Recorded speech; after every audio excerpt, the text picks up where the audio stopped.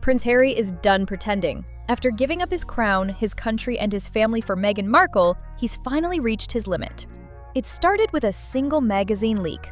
Then came the cold shoulders, the solo rebranding, the late-night calls to old friends. Now insiders confirm Harry is quietly exploring divorce. And tonight, we're exposing the real reason he's ready to walk away. February 2025.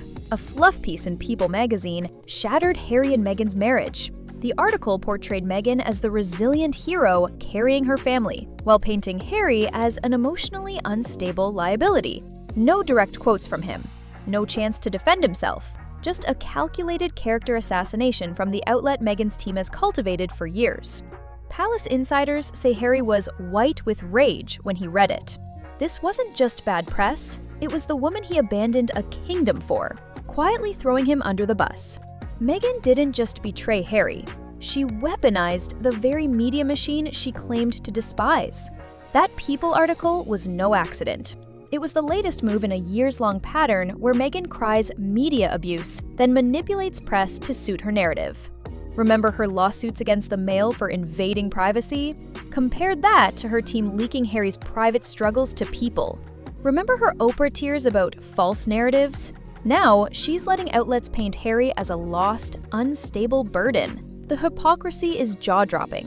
When British press critiqued her, she called it racism. When her own PR team trashes Harry, it's empowering storytelling. Even her allies are uneasy. Omid Scobie quietly deleted tweets defending Harry from similar treatment last year. And here's the smoking gun. The same week the article dropped, Meghan's team scrubbed Harry's name from her official bios. Not a rebrand, a calculated erasure. This wasn't just a marital spat, this was a corporate takeover of their joint brand. And Harry's the one getting fired.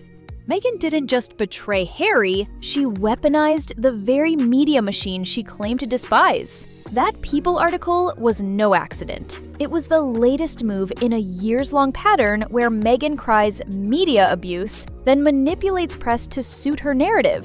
Remember her lawsuits against the Mail for invading privacy? Compare that to her team leaking Harry's private struggles to People. Remember her Oprah tears about false narratives? Now she's letting outlets paint Harry as a lost, unstable burden. The hypocrisy is jaw-dropping. When British press critiqued her, she called it racism. When her own PR team trashes Harry, it's empowering storytelling. Even her allies are uneasy. Omid Scobie quietly deleted tweets defending Harry from similar treatment last year. And here's the smoking gun.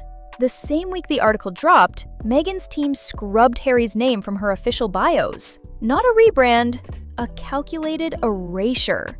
This wasn't just a marital spat, this was a corporate takeover of their joint brand. And Harry's the one getting fired.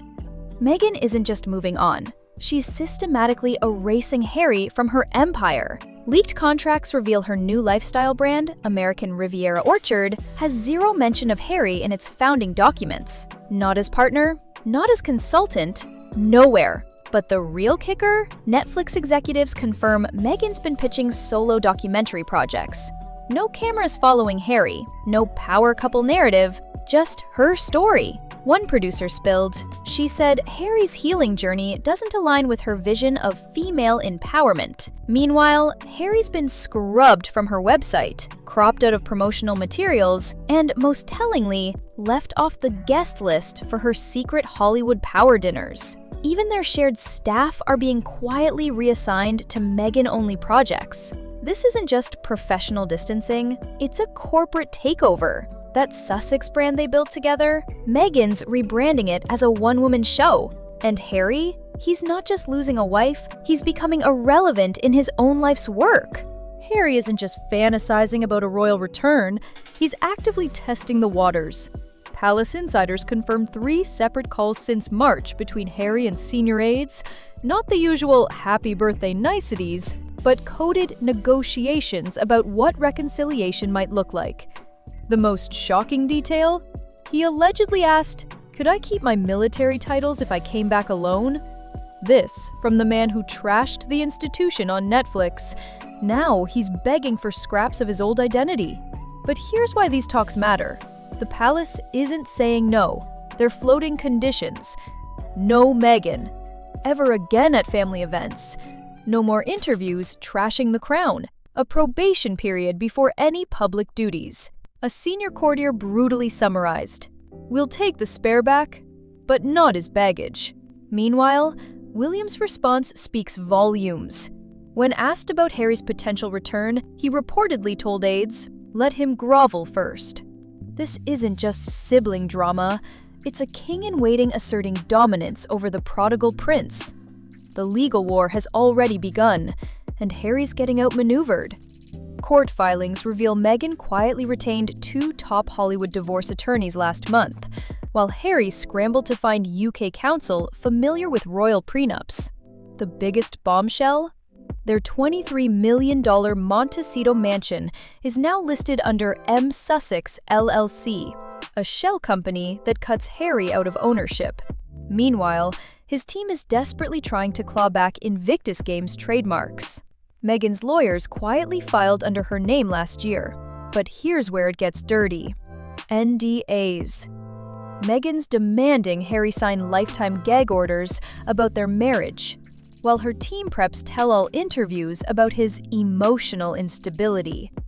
A legal insider revealed she wants him muzzled while she controls the narrative. Most shockingly, Charles won't bail him out. Palace accountants confirm no royal funds will cover Harry's legal fees. That Netflix deal? On life support. The Spotify millions? Gone. Harry's facing financial ruin while Meghan's sitting on $80 million in pre-launch brand deals. The media bloodbath has begun, and Harry's getting slaughtered from both sides. British tabloids now run daily "Karma's a bitch" headlines alongside throwback clips of Harry trashing his family. The Daily Mail even resurrected his 2019 vow, "I'll never let media bullies destroy my marriage." But the real knife twist? Meghan's Hollywood allies are weaponizing therapy talk. Sources close to Meghan, read her PR team, keep planting stories about Harry's need for professional help, the same mental health advocacy they built their brand on. Even Gayle King, Meghan's longtime cheerleader, sympathetically suggested on CBS that some people just can't handle freedom. Meanwhile, social media exploded with Harry's regret memes. Side-by-side shots of his beaming 2018 wedding face versus his dead-eyed 2025 Invictus appearance. TikTok edits of his Oprah confession. "My family left me financially cut off." Now play over clips of Meghan's new $80 million deals. The cruelest cut? Royal experts who once defended them now openly mock Harry. Angela Levin told GB News, he traded his birthright for a yoga retreat and got shocked when she outplayed him. Even Piers Morgan, Meghan's fiercest critic, tweeted, "Turns out the real villain wasn't the palace, it was the princess." Harry's not just losing the PR war, he's become the punchline of his own tragedy. So, where does Harry go from here? Back to a family that may never trust him? Forward into obscurity as Meghan's ex? One thing's certain, the fairy tale is dead. The man who vowed to protect his wife from the crown is now hiding from her lawyers, and the institution he called toxic, suddenly looking like his only lifeline. Comment trapped or free, and subscribe for the divorce filing drop.